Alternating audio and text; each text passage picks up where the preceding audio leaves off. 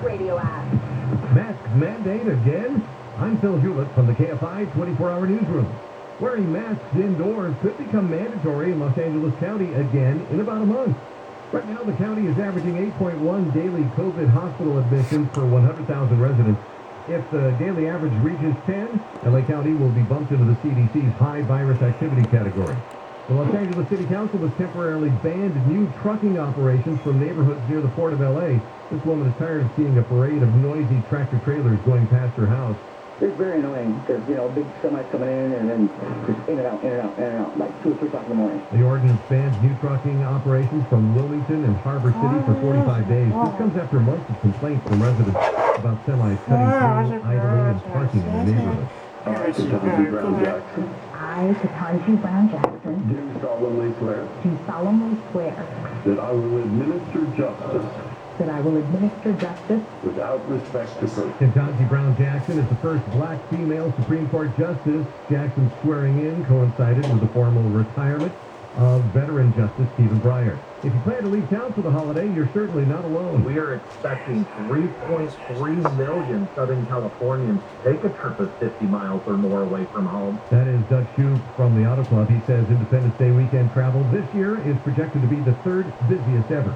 With first place in the National League West on the line, the Dodgers took the first of 4 games against the Padres last night in L.A., 3-1.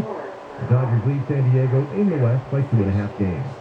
Southland weather from KFI. It's going to be sunny, warm, and humid for your Friday. After the morning fog clears out, you can expect temperatures to be in the 80s to low 90s inland, right about 70 at the beaches. Cooler into your holiday weekend. Right now it's 67 in Buena Park, Tustin 69, Long Beach 65, and in Santa Monica it is currently 66 degrees. We lead local from the KFI 24-hour newsroom. I'm Phil Hewlett. In Long Beach, there is a work zone. It's on the 710 northbound from Long Beach Boulevard to the 91. 2 right lanes are going to be shut down for road work until 5. And in the Sepulveda Pass, this is on the 405 southbound at Storeball Center. We have a crash there. That's taken up the carpool lanes. Watch for delays as you approach. For Rhea, there is a work zone. 57 northbound from Tonner Canyon to the 60. 3 right lanes are going to be shut down for road work until 5. KFI in the sky hopes to get you there faster. I'm right there.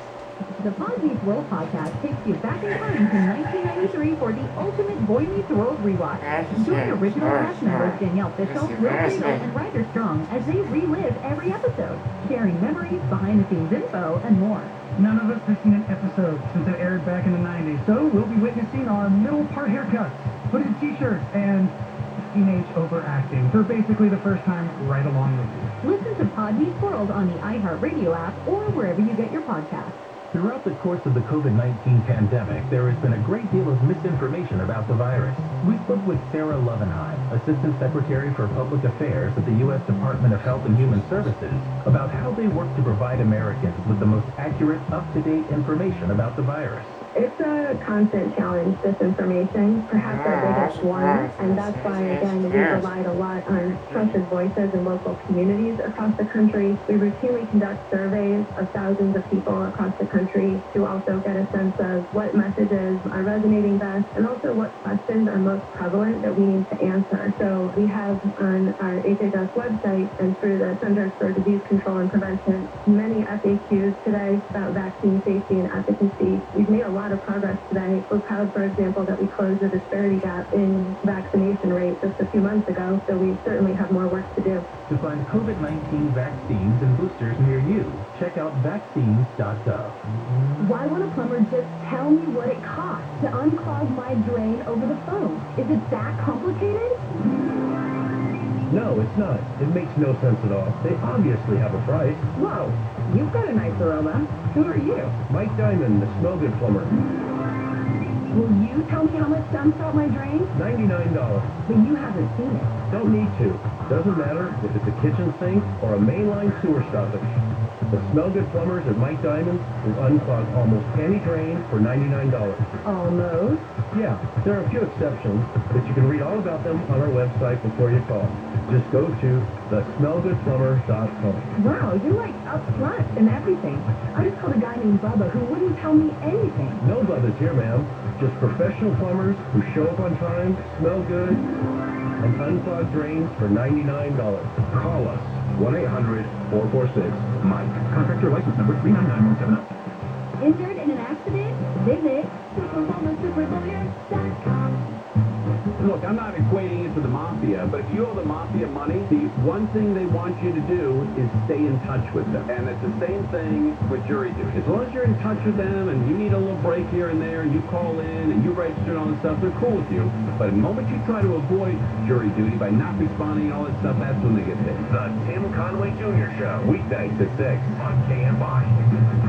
The tweet covers about 50% of the Trump numbers. He's created it then because of his tweets.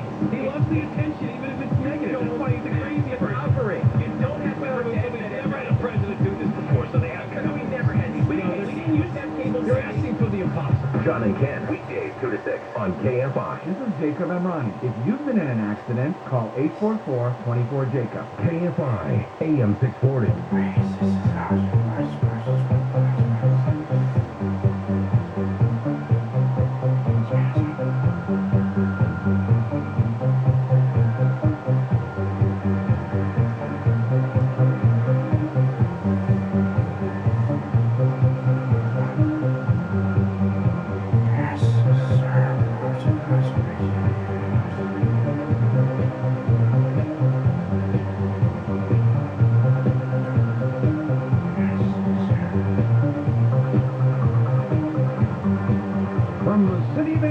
Near the Pacific Ocean, good morning, good evening, wherever you may be across the nation, around the world. I'm George Norrie. Welcome to Coast AM. Later tonight, demonology.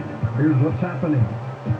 The Environmental Protection Agency, the EPA, has lost some of its clout to reduce greenhouse gas emissions. A landmark ruling by the U.S. Supreme Court represents a major setback to President Joe Biden's climate plans. He called it a devastating decision, but said that he would not undermine his efforts to tackle the climate crisis. The case against the EPA was brought by West Virginia on behalf of 18 other states and some of the nation's largest coal companies. They argued that the agency did not have the authority to limit emissions across whole states. The Supreme Court agreed. Those 3 American tourists found dead at that all-inclusive Sandals resort in the Bahamas in early May that we've been talking about died as a result of asphyxiation due to carbon monoxide poisoning. 68-year-old Michael Phillips, 65-year-old Robbie Phillips of Tennessee, and 64-year-old Vincent Chirella of Florida were found unresponsive at the Sandals Emerald Bay in Great Exuma on May 6th. They died of carbon monoxide poisoning. How sad. Another sad story. A father in Virginia is believed to have died by suicide after leaving his 18-month-old son unattended in a hot car for several hours, causing the young boy's tragic death. Chesterfield County Police say they are investigating the apparently accidental death of the child and the subsequent suicide of an adult male who is the child's father. Using anti-anxiety drugs may put someone at significant risk of developing cognitive decline later in life, according to scientists, and they have discovered why. Researchers from the Australian Nuke Science and Technology Organization found that the drugs may impact the brain's microcells, which in turn interfere with a key part of the brain's neurons. This is something for you to put away. The FDA said vaccine manufacturers should update their COVID-19 booster shots to target the most recent Omicron subvariants that are gaining ground in the U.S. Dr. Peter Marks, head of the FDA's vaccine division, said manufacturers should update their shots to target Omicron BA.4 and BA.5 in addition to the original strain of the virus that first emerged in Wuhan, China.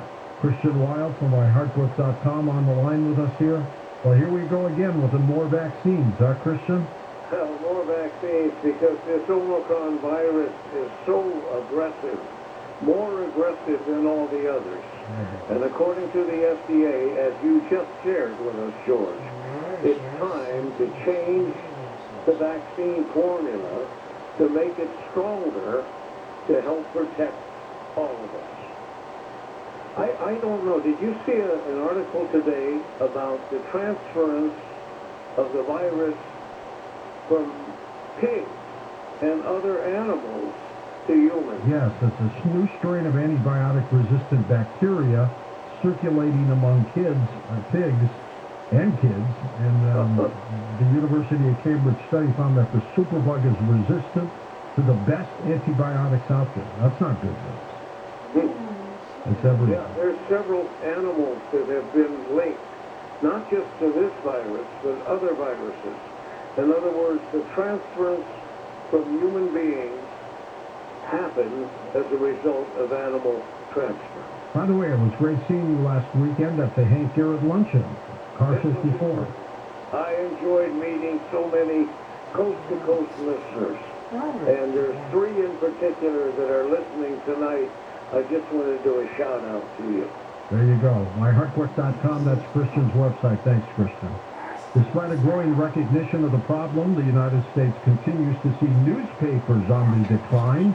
They're dying at the rate of 2 per week. Areas of the country that find themselves without a reliable source of local news tend to be poorer, older, less educated than those covered in bigger markets. The country had 6,377 newspapers at the end of May, down from 8,891 in 2005. An estimated 75,000 journalists once worked in newspapers, and that was in 2006. That number now is down to 31,000. That is bad news. Everybody's going to the internet. The store, Wegmans, is recalling Vidalia onions from its stores because of potential listeria contamination. The potentially impacted product was sold from June 23rd through the 24th in 3 states, New York, Pennsylvania, and Massachusetts. Food safety coach Jeff Nelkin on the line with us. Jeff, how could onions get listeria, for crying out loud?